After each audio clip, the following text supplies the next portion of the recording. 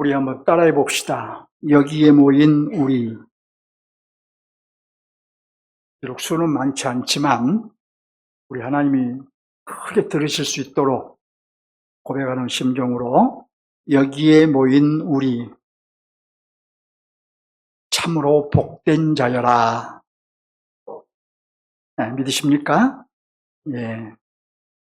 자, 오늘 또 먼저 우리 예배 순서에 대한 이해를 좀 하고 가기 원합니다. 주보 1면을 보시고 우리의 예배가 이렇게 드려지고 있으니 또 이러한 정신으로 예배에 임해야 한다라는 것을 기억하시고 예배를 하나의 형식으로 생각하지 마시고 예배 순서 하나하나에 이러한 의미가 있다는 것을 아시고 임하시기 바랍니다. 먼저 우리는 성삼위 하나님께서 받으실 만한 예배를 드려야 합니다. 우리 예배를 받지 않으시면 의미가 없습니다.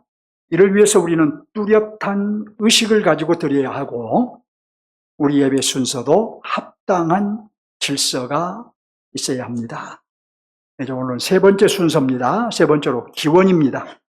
기원의 목적은 예배 인도자가 회중을 대표하여 성삼위 하나님의 이름을 높이고 구속과 섭리에 대해 감사와 찬양을 올려드리며 성삼위 하나님께서 예배의 자리에 임재하셔서 교회 공동체가 드리는 예배를 받아주실 것을 갈망하는 기원입니다. 그러므로 예배자는 하나님의 보좌 앞에 서서 뚜렷한 의식을 가지고 인도자의 기원에 마음으로 동참해야 합니다. 즉 하나님께 대한 인도자의 갈망을 아무런 의식 없이 듣고 있을 것이 아니라 그 갈망을 자신의 갈망으로 여기는 뚜렷한 의식을 가지고 임해야 하는 것입니다. 네 번째로 신앙 고백입니다. 신앙 고백은 우리의 예배의 대상이신 성삼위 하나님, 곧 성부와 성자와 성령의 삼위로 존재하시나 한 분이신 하나님께 우리의 신앙을 고백하는 것입니다. 그러므로 예배자는 성삼위 하나님께 대한 뚜렷한 신관과 의식을 가지고 하나님의 보좌 앞에 서서 진지하게 신앙을 고백해야 합니다.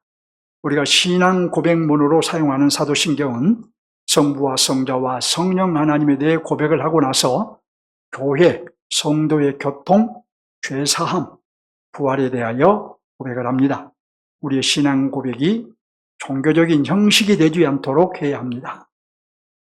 오늘 이렇게 두 가지 예배 순서를 말씀드렸습니다.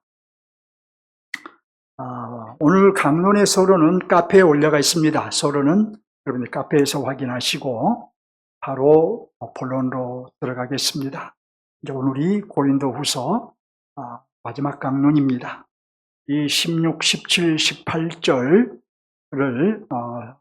네 번에 걸쳐서 설교를 할 수 있으나 전에 한번 그렇게 했었어요. 너무 질질 끄는 것 같아서 오늘 이 세 본문을 한 본문으로 생각하고 말씀을 드리겠습니다. 이제 사도는 데살로니가 전서를 이제 마치려고 합니다. 해서 데살로니가인들에게 마지막으로 권면을 합니다. 무엇을 권면했을까요? 특별히 왜 이것을 권면했을까요? 다른 권면이 아니라 왜 이것을 권면했겠냐는 거예요. 이 질문에 대한 답을 찾기 위해서는 먼저 5장 전체 내용을 좀 살펴볼 필요가 있습니다.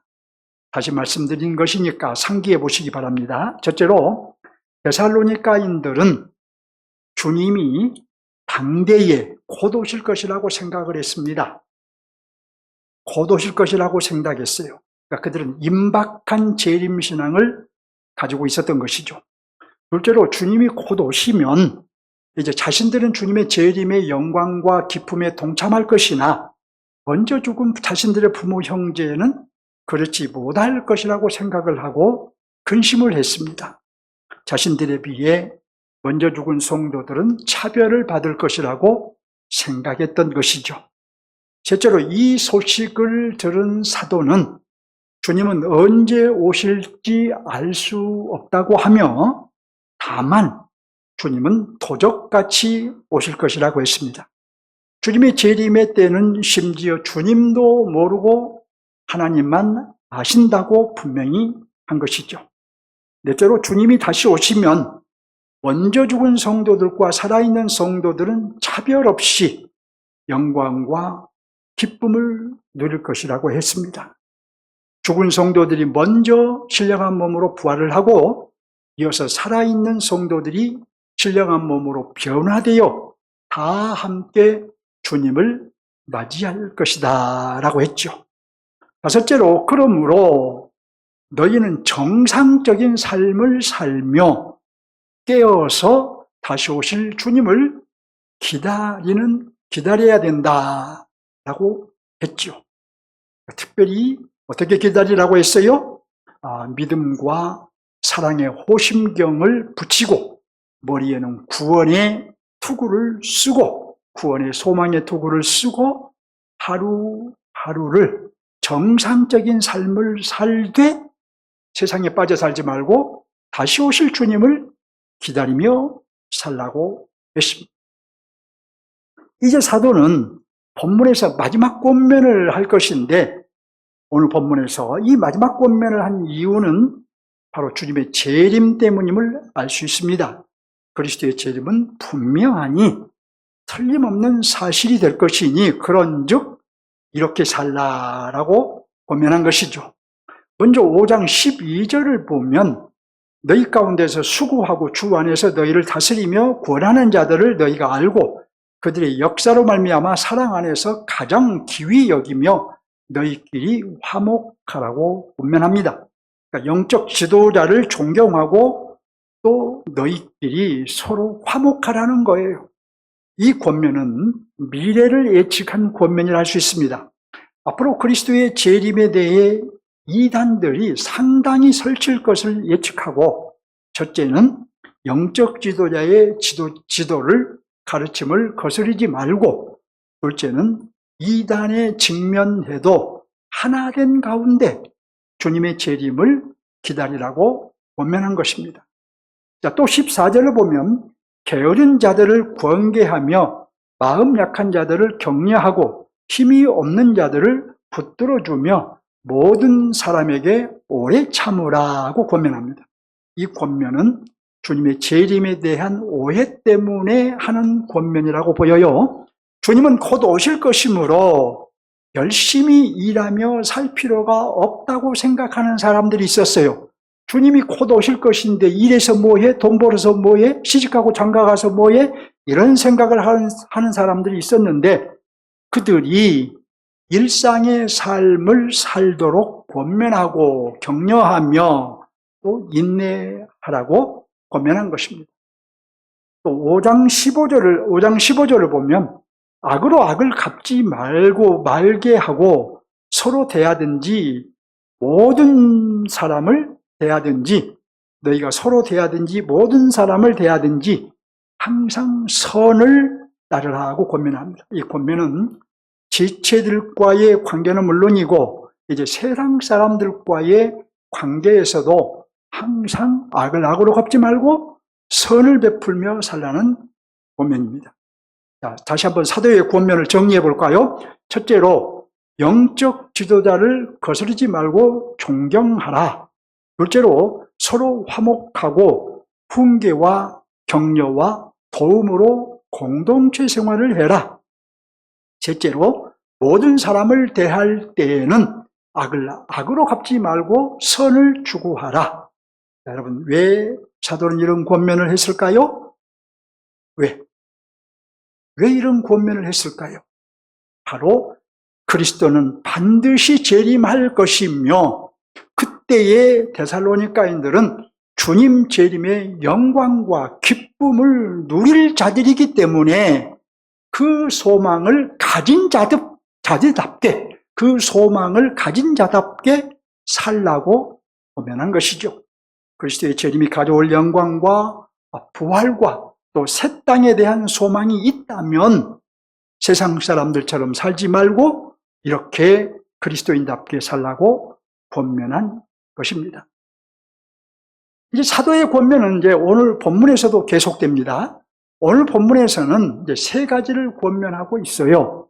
이 권면은 그리스도인들이 너무도 잘 아는 권면입니다. 웬만하면 다 아는 권면이지만 이 권면대로 사는 그리스도인은 아주 소수예요. 이 권면대로 또 살 수 있는 힘을 가진 성도들도 소수예요.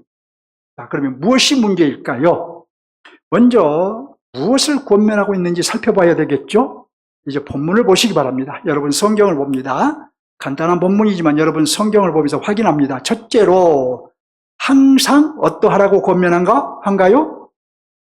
둘째로 쉬지 말고 기도하라. 또 셋째로 범사에 감사하라. 자, 그런데 이어서 뭐라고 한가요? 이것이 그리스도 예수 안에서 너희를 향하신 하나님의 뜻이라고 하지요. 여러분 항상 기뻐하고 쉬지 말고 기도하고 범사에 감사하는 것은 하나님께서 우리에게 바라시는 원하시는 하나님의 뜻이라는 것입니다. 이 세 가지를 실천하는 것이 하나님의 뜻이니 어떻습니까? 반드시 실천하라고 권면한 것이지요. 그때다가 이것은 그리스도 예수 안에서 너희를 향하신 하나님의 뜻이란 말을 사도 바울이 붙여서 말하는 것은 이것은 하나님의 뜻이니 너희 데살로니가인들은 반드시 이 세 가지를 실천하라고 권면한 거예요.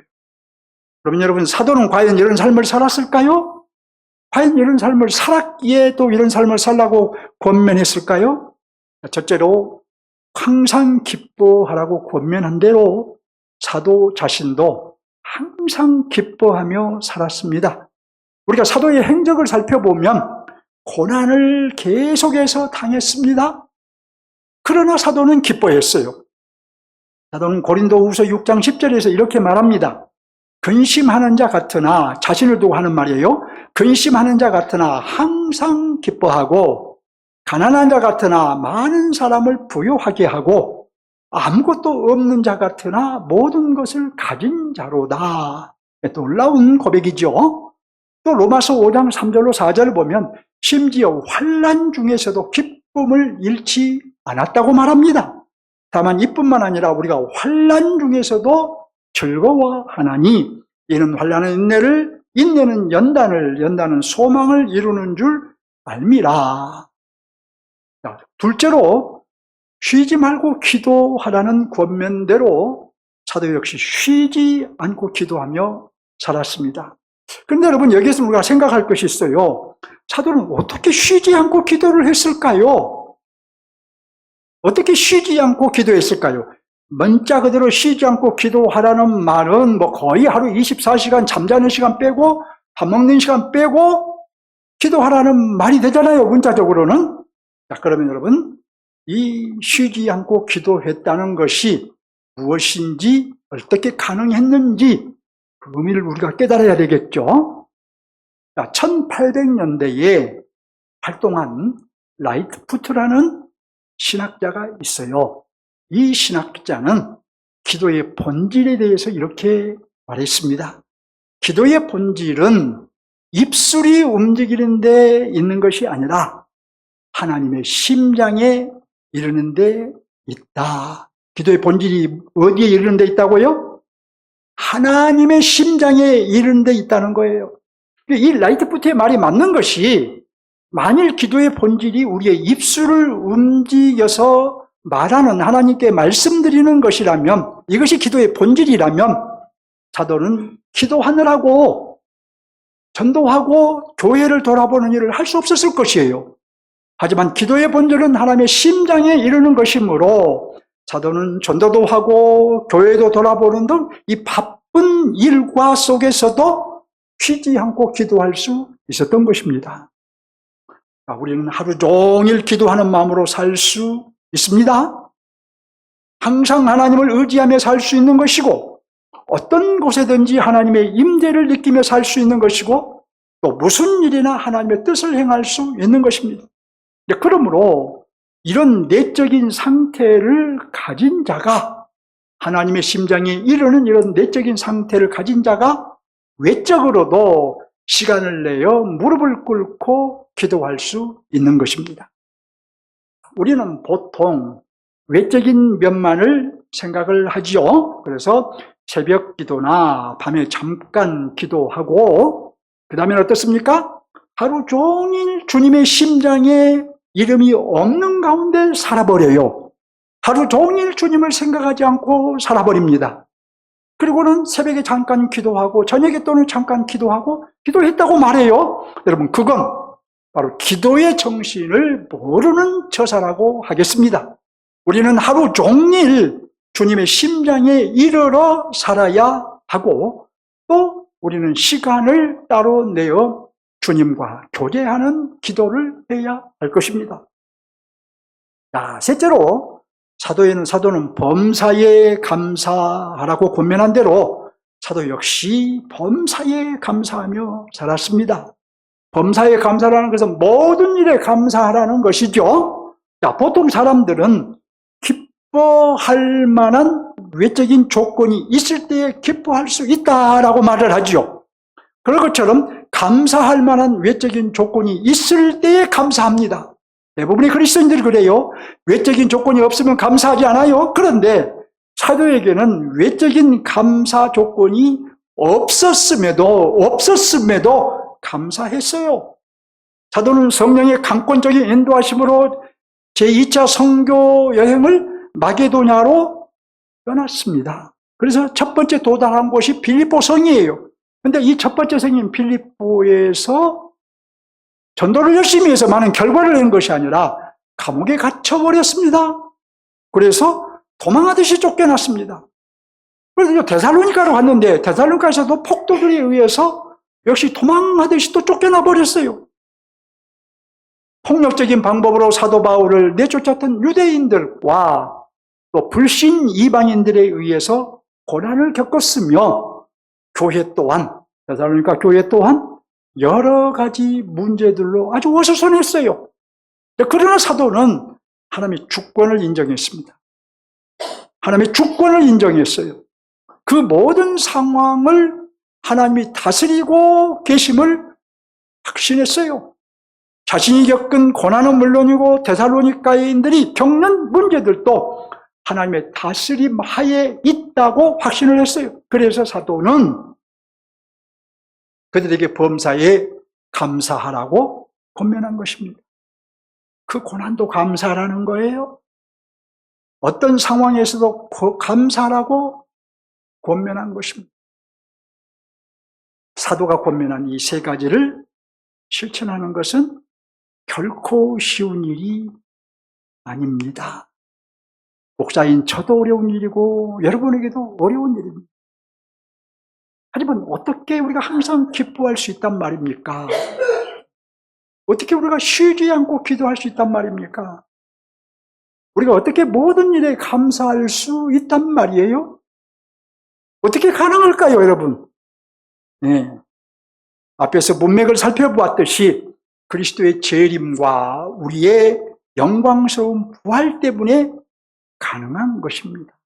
사도는 그리스도의 재림과 그로 인하여 이르게 될 영광스러운 부활과 또 들어가게 될 새 땅에 대한 소망 때문에 기뻐할 만한 외적인 조건이 없어도 기뻐할 수 있었고, 쉬지 않고 하나님과 교통하는 것이 무엇보다도 즐거웠던 것이고, 심지어 옥에 갇혀서까지도 감사할 수 있었던 거예요. 우리는 하나님께 항변할 수 있을 겁니다. 우리 같으면 하나님, 내가 복음을 전하기 위해서 이렇게 고생하는데 나에게 복음을 전할 수 있도록 길은 열어주시지 않고 왜 나를 옥에 가두어 버렸습니까? 우리는 불평할 수 있는데 사도는 그렇지 않았어요. 사도는 세 가지 권면의 중심에 그리스도의 재림을 두었던 거예요. 자, 그러니까 그리스도의 재림을 확신하고 바라보면 항상 기뻐할 수 있고, 쉬지 않고 기도할 수 있고, 범사에 감사할 수 있다고 본 거예요. 본인이 또 그렇게 했던 거예요. 항상 기뻐할 수 있는 이 힘, 하루 종일 하나님의 심장에 이르러 살 수 있는 힘, 옥에 갇혀서도 감사할 수 있는 힘, 그 힘은 바로 그리스도의 재림을 믿는 데서 나온 힘이었던 거예요. 재림신앙이 모든 문제와 모든 환경을 덮어버린 것입니다. 내 앞에 있는 어떤 문제, 큰 환경도 재림신앙이 상쇄해버린 거예요. 그렇다면 이 본문의 핵심 메시지가 뭘까요? 사도 바울이 본문을 통해서 말하고자 한 것을 한번 우리말로 정리해 봅시다. 자, 사도는 그리스도의 재림을 믿는 재림신앙으로 살았습니다. 재림신앙이 주는 힘으로 살았던 거예요.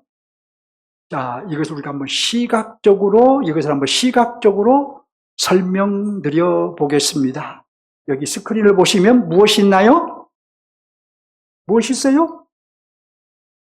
보이죠? 정삼각형이라고 하죠. 이것을 정삼각형이 있죠. 자, 그럼 여러분 정삼각형의 세 꼭지를 한번 보겠습니다. 자, 세 꼭지를 보면 맨 위에 항상 기뻐하라. 여러분 여기 좌측에 쉬지 말고 기도하라. 우측 꼭지점에 범사에 감사하라는 말이 있지요. 다음으로 그렇다면 이 정삼각형의 중심점에는 무엇이 있을까요? 무엇이 있습니까? 그리스도의 재림이 삼각형의 중심점에 있어요. 여러분, 이 정삼각형에 답이 있어요. 첫째로 왜 항상 기뻐하라고 했을까요? 그리스도의 재림 때문에 항상 기뻐하라고 한 거예요. 왜 쉬지 말고 기도하라고 했을까요? 그리스도의 재림 때문에 항상 쉬지 말고 기도하라고 한 거예요. 왜 범사에 감사하라고 했을까요? 역시 그리스도의 재림 때문에 범사에 감사하라고 한 것입니다.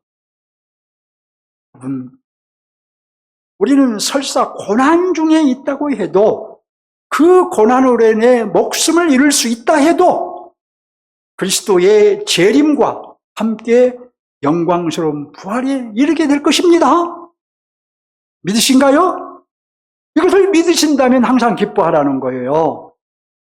또 그리스도의 재림으로 있게 될 우리의 부활의 소망을 소망하며 그 부활 이후에 살게 될 하나님의 나라를 우리가 바라보며 살면, 우리의 시선을 거기에 맞추고 살면 하나님과 항상 교통할 수 있는 거예요. 또 우리가 지금 겪고 있는 문제가 아무리 큰 문제라고 해도 그리스도의 재림으로 있게 될 우리의 영광스러운 부활에 비하면 아무것도 아닙니다. 그러니 그리스도의 재림으로 있게 될 부활의 영광을 생각하며 모든 일에 감사하라는 것입니다. 그러므로 사도 바울이 이 짧은 세 절을 통해서 말하고자 한 것은 성도는 그리스도의 재림을 먼저 확신하라는 거예요. 그리고 그리스도의 재림으로 이르게 될 부활을 붙잡으면, 그리스도의 재림으로 인해 일어날 나의 부활을 붙잡으면 어떻게 되느냐? 항상 기뻐할 수 있고 쉬지 않고 기도할 수 있고 범사에 감사할 수 있다는 것입니다. 그리고 이렇게 사는 것이 누구의 뜻이라고요? 하나님의 뜻이다. 바울이 말하고자 한 것은 이거예요. 자, 오늘 본문은 우리에게 무엇을 요청할까요? 이제 우리는 사도가 권면한 대로 살아야 되겠지요? 자, 사도의 말은 곧 주님의 말씀이기 때문에 사도가 권면한 대로 우리 역시 살아야 합니다. 자, 그럼에도 살지 못하면 누가 손해인가요? 살지 못하면 누가 손해예요? 제가 지금 질문같지 않는 질문을 하는 이유는 진리를 깨달으면 깨닫는 대로 살아야 온전한 은혜를 누릴 수 있기 때문입니다. 살지 못하면 말씀의 능력을 누리지 못해요. 살지 못하면 성령의 역사를 경험하지 못해요. 살지 못하면 불순종하는 것입니다. 자, 첫째 핵심 메시지를 적용해 보겠습니다. 하나하나 적용합니다. 첫째로 우리는 항상 기뻐해야 합니다. 자, 매우 어려운 일인데 그래도 우리는 할 수 있다는 걸, 먼저 할 수 있다는 걸 생각하시고 해내야 돼요. 사도가 빌립보에서 복음을 전하다가 투옥되었으나 기뻐했던 것처럼 데살로니가에서 유대주의자들에 의해 회방을 받고 쫓겨났으나 그럼에도 기뻐했던 것처럼 저와 여러분도 어떤 상황에서도 기뻐할 수 있어야 합니다. 물론 어려운 일이지만 하나님의 뜻이에요, 이것이. 이것이 정말 항상 기뻐하라. 쉬운 일이 아니죠. 근데 여러분이 처한 상황이 어떤 상황이든 그리스도의 재림을 한번 상상해 보십시오. 주님께서 강림하신다라는 천사들의 호령 소리가 들려오고 상상해 보세요. 무덤에 있는 자들이 신령한 몸으로 일어나고 우리의 몸이 순식간에 신령한 몸으로 변화되고 우리가 주님을 맞이하기 위해 어떤 힘에 의해 하늘로 끌어올려가고 그리고 주님과 함께 다시 주님을 맞이해서 땅으로 내려오는 장면을 상상해 보시라는 거예요. 자, 또 하나. 그때에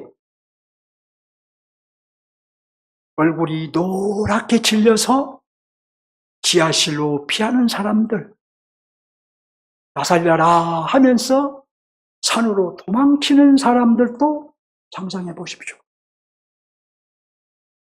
둘로 갈라져요. 주님을 맞이하기 위해서 하늘로 끌어올려가는 사람, 이 한 부류가 있고 한 부류는 지하실로 산으로 들로 피해서 바위에 숨어서 바위야 나를 가려다오 하고 숨은 자들이 있다는 거예요.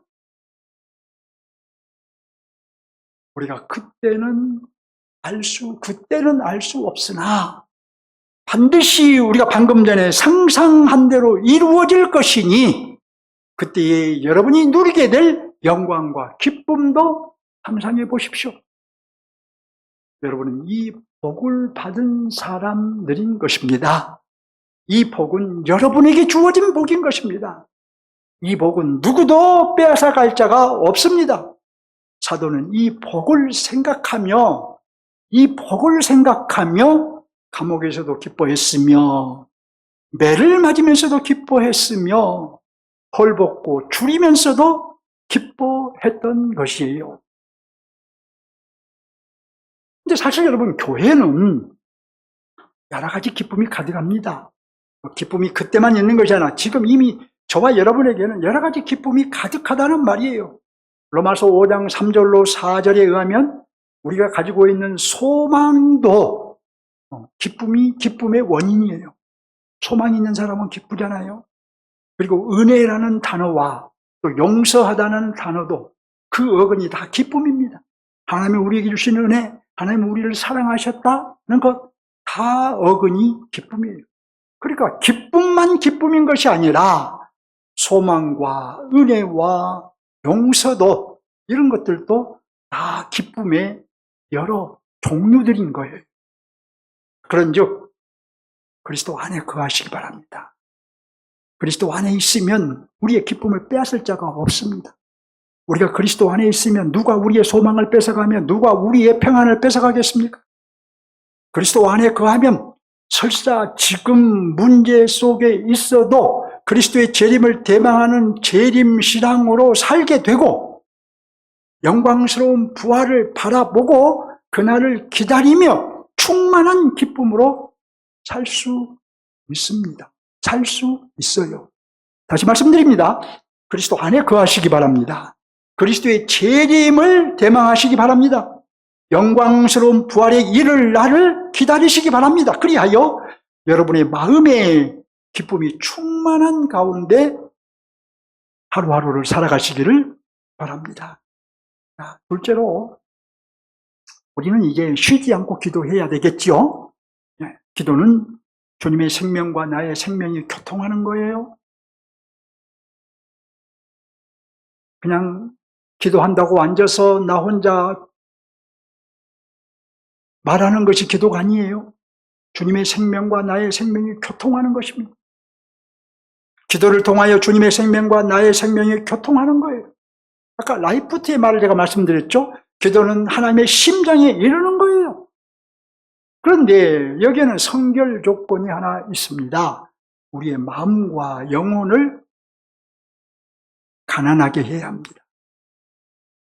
우리의 마음이 가난해야 주님과 생명의 교통을 갈망하고, 또한 우리의 영혼이 가난해야 항상 주님 한 분만을 원하기 때문에, 우리 마음이 부요하면 세상 것으로 가득해요. 욕망도 가득하고 내가 실제로 가진 것도 가득해요. 주님을 원하지 않아요. 형식적으로 원해요. 그저 죽어서 지옥 가지 않기 위해서 원하게 됩니다. 여러분, 그건 바른 신앙이 아니라는 거 아시잖아요. 자, 또한 우리의 영혼이 가난해야 항상 주님 한 분만을 원해요. 마음의 갈망과 영혼의 원함 없이는 우리가 하나님의 심장에 이를 수 없습니다. 그런즉 내 마음에서 세상적인 것들을 다 쓸어내버리고 가난한 마음을 만들어야 합니다. 내 영혼이 주님 외에 다른 것을 원하지 않도록 단속하고 또 단속해야 합니다. 이렇게 주님과 계속된 생명의 교통을 나누는 것이 주님의 심장에 이르는 것이죠. 곧 쉬지 않고 기도하는 것입니다. 저는 길을 가면서도 주님과 생명의 교통을 나눌 수 있는 것이고, 운전하면서도 찬송하며 주님의 심장에 이를 수 있는 거예요. 여러분이 일터에서 일을 하면서도 순간순간 주님의 이름을 부르며 기도할 수 있는 거예요. 주님의 심장에 이를 수 있다는 말입니다. 여러분, 이것은 그러나 이제 시간을 정하여 기도하는 것을 부정하거나 또 가볍게 여기는 것이 아닙니다. 다만 쉬지 않고 생명의 교통을 나누는 이 내적인 상태가 갖추어진 가운데 외적으로 시간을 정하여 기도하는 것이 바른 기도라는 것이죠. 온종일 주님 없이 내 주장대로, 내 뜻대로, 내 생각대로 살다가 정한 시간에 기도하는 것은 바른 기도가 아니다라는 점을 말씀드리는 거예요. 또 하나님은 우리의 아버지이시기에 우리가 급한 사정을 가지고 나가면 외면치 않을 것이나, 급한 사정도, 여러분, 급한 사정도 늘 주님과 생명적 교통을 나누는 가운데, 늘 주님의 심장에 이르는 삶을 사는 가운데 나의 급한 사정을 가지고 나가야 기뻐하시는 건데 기뻐하지 않겠습니까? 이런 예를 한번 들어볼까요? 제가 갑자기 돈이 좀 필요해요. 그런데 내가 이 돈을 좀 누구한테서 좀 빌렸을까 하다가 생전 통화도 안 하고 그냥 이름 석자만 알고 전화번호만 알고 있는 사람에게 전화해서, 나 아무개네, 나 지금 돈이 좀 필요하니 돈 좀 빌려줘서. 빌려줍니까? 여러분 같으면 빌려주겠어요? 안 빌려주죠. 단돈 10,000원도 안 빌려줍니다. 그러나 늘 같이 교제하고 밥도 같이 먹고 차도 같이 마시고 가끔 전화도 하고 이런 친구에게 나 급하네, 돈 좀 빌려주소 하면 그 친구가 여유가 있으면 빌려주겠지요. 이런 얘기를 하는 거예요. 늘 하나님과 교통함이 없이 살다가 내가 급하다고 하나님 나 좀 도와주세요, 하나님이 그래 도와주겠다 하시겠어요? 평상시에 하나님과 그런 관계를 가지고 사시라는 거예요. 우리가 항상 기도하는 것은 우리를 향하신 하나님의 뜻입니다. 왜냐하면 우리는 주님의 재림으로 주님과 영원한 교통에 들어가야 할 하나님의 사람들이기 때문이에요. 그런데 우리는 기도에 힘쓰지 않습니다. 기도를 가치 있는 일로 여기지를 않아요. 기도 그거 뭐 해도 그만 안 해도 그만이라고 생각을 합니다. 그러면 안 되겠죠? 늘 주님의 심장에 이르는 기도, 길을 가면서 운전을 하면서 늘 찬송하며 주님의 이름을 부르시고 주님께 여러분의 사정을 아뢰고 또 시간을 정해서 새벽이든 밤이든 기도하고 하시기 바랍니다. 셋째로 우리는 범사에 감사해야 합니다. 범사에 감사하라 하면 언제나 여러분 모든 일에나 감사하라는 뜻이죠. 하지만 우리는 좋은 일에는 감사할 수 있으나 안 좋은 일에는 감사하기가 참으로 어려워요. 이게 우리 인간이에요. 자, 그렇지만 여러분, 한 번만 다시 생각해 보십시오. 우리가 좋은 일에 주님께 감사하는 이유가 뭔가요? 좋은 일이 있는데 왜 우리가 주님께 감사한가요? 주님께서 모든 상황을 다스리셔서 그 좋은 일을 주셨다고 믿기 때문 아닌가요? 자, 그것이 주님을 통해서 왔다고 믿기 때문에 감사한 것 아닌가요? 주목할 점은 여기에서 누가 다스리신 결과냐는 것입니다. 안 좋은 일도 마찬가지예요. 누가 다스리신 결과인가요? 안 좋은 일도 주님의 다스림 없이는, 주님의 허락하심 없이는 올 수 없는 것입니다. 주님은 자기의 주권을 한 번도 포기한 적이 없으세요. 이 점을 여러분 확신한 사도 바울은 자신도 감사하면서 살았으며 데살로니가 교회에도 범사에 감사라고 했던 거예요. 범사에 감사할 또 다른 이유가 있습니다. 안 좋은 일이 주님의 다스림의 결과라 할지라도 그대로 두어버리면 감사하기가 어렵죠. 그것을 우리 주님 앞에 가져갈 수 있으니, 그렇지만 주님 앞에 가져갈 수 있으니 우리는 감사라고 했던 거예요. 내가 어려운 문제가 있어요.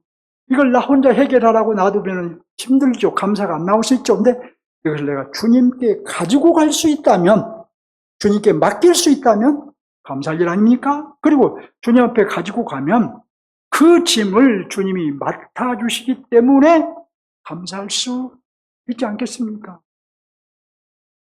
내가 원하는 대로 만들어주시든, 내가 원하는 대로 안 만들어주시든 주님께서 맡아주시니 감사라고 한 것입니다. 자, 그리고 주님께서 맡아주시면 끝까지 맡아주실 것이니 감사라고 한 거예요. 하나님께서 그리스도의 제 이름으로 있게 될 우리의 영광스러운 부활에 비하면 우리는 우리 문제 속에서도 감사할 수 있을 것입니다. 여러분, 죽을 만큼 힘들어도 감사하십시오. 이곳저곳이 아파도 감사하십시오. 사업이 안 되고 자녀들에게 문제가 있어도 감사하십시오. 중요한 것은 이렇게 감사하면 하나님의 은혜가 임합니다. 감사하는 자에게 하나님의 은혜가 임해요. 우리 감사는 하나님의 뜻이기 때문입니다.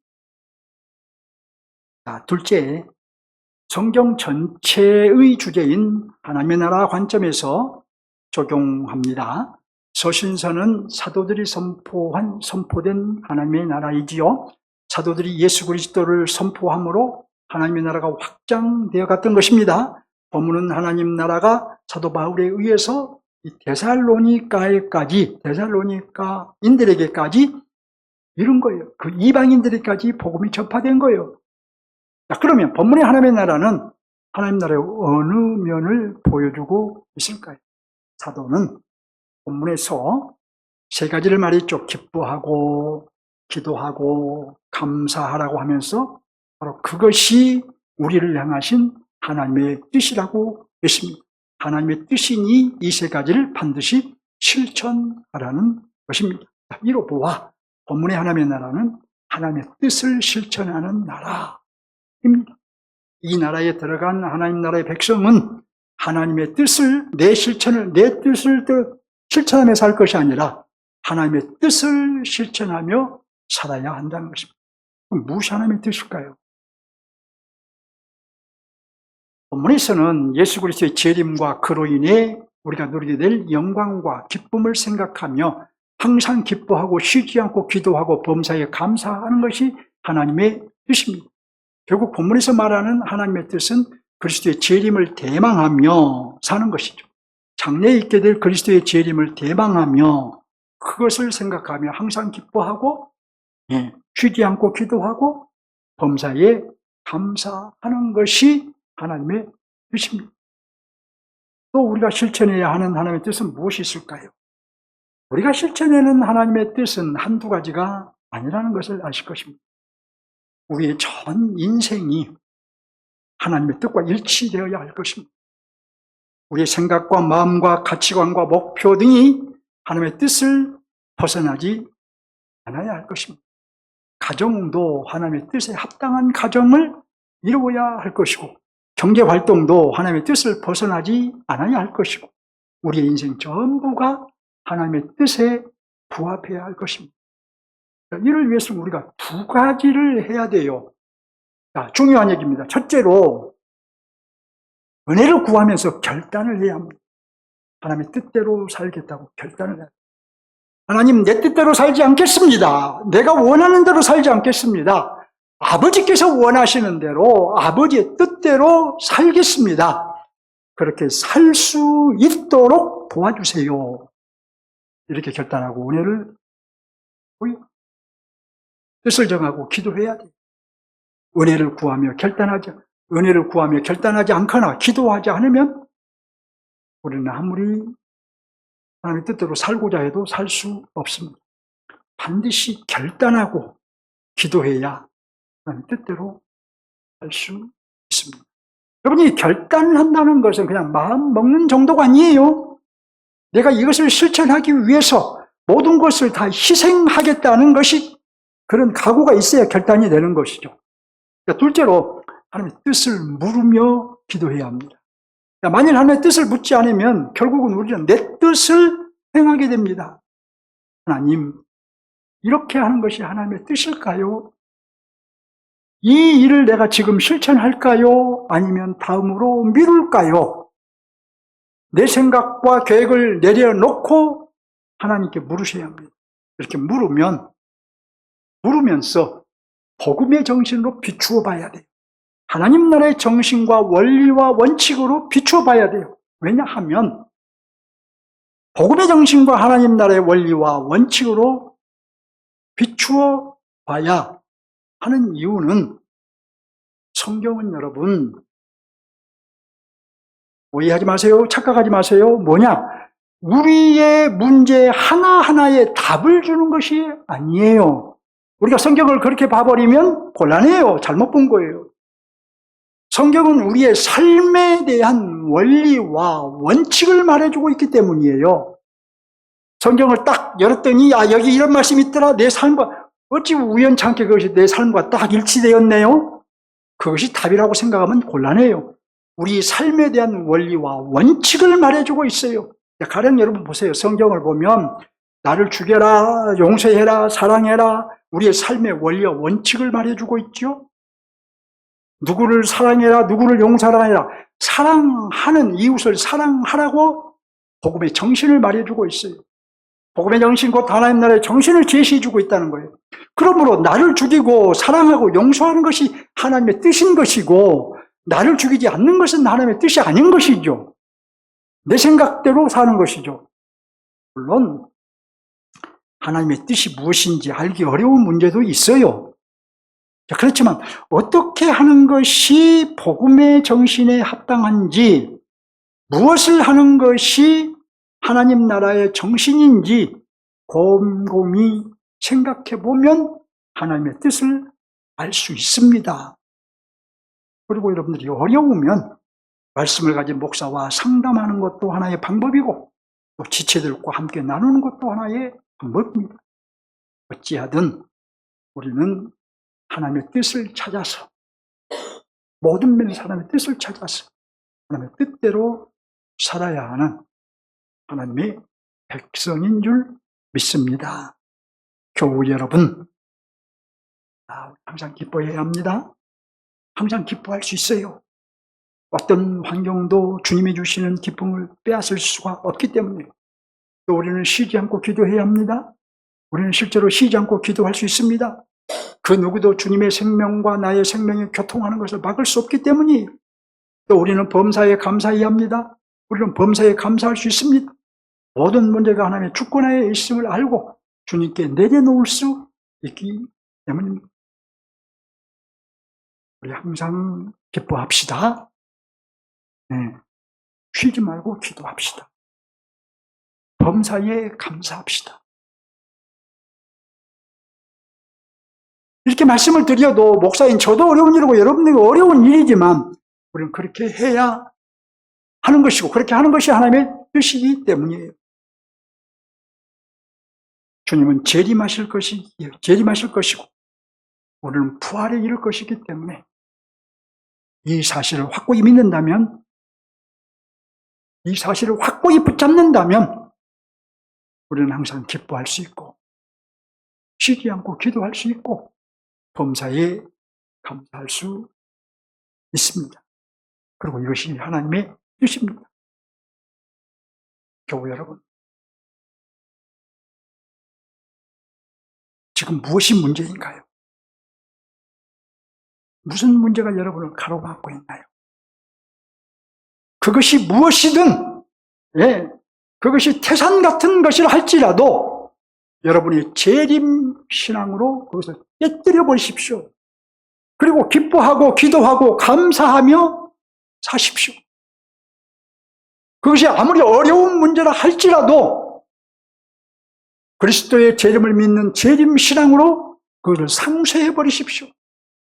그리고 기뻐하고 기도하고 감사하십시오.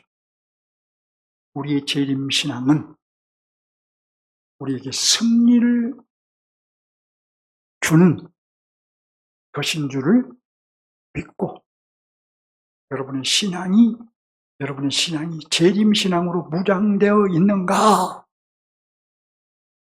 하는 것을 점검하시고 재림신앙이 부족하다 싶으면 여러분이 재림신앙을 견고하게 세우시기를 주님의 이름으로 축원합니다. 주님을 향해 한 걸음 더 나갑시다. 그리고